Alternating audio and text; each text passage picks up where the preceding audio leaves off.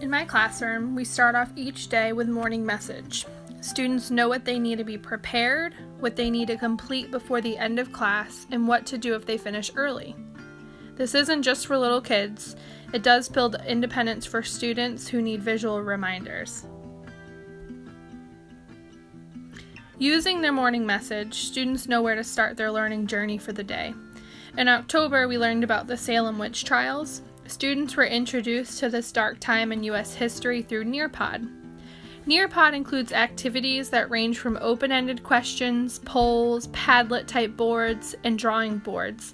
And in this example, students had to draw where Boston, the state capital, is, Salem, and Taunton, where I'm from. You can easily differentiate.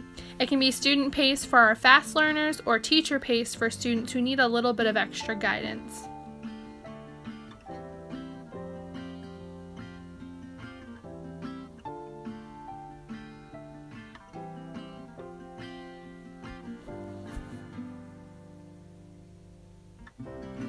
And next up, students used EPIC to read more about the Salem witch trials and learned about Massachusetts as well.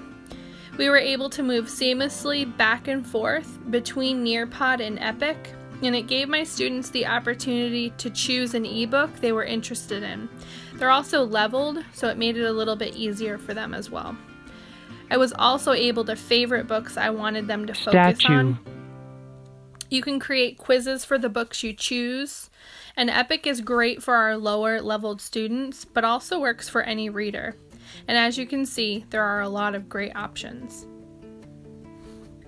Once students had some prior knowledge of the trials, Salem, Massachusetts, and the time period, we went on a virtual field trip through the Salem villages.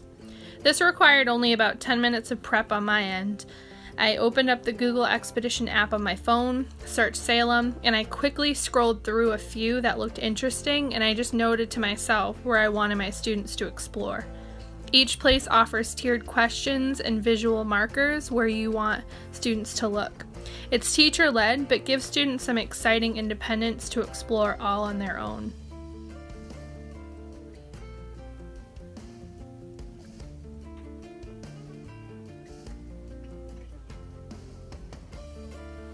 And finally, as we move on, my students needed to show me what they learned.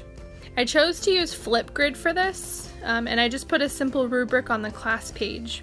We've used Flipgrid in lieu of book reports and oral presentations, but not completely.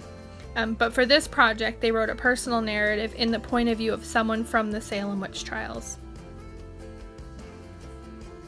I am a neighbor or a friend of Sam. I am against Salem witch trials. They are not a witch. My name is Leandre and I lived in Salem. My family is a very powerful family.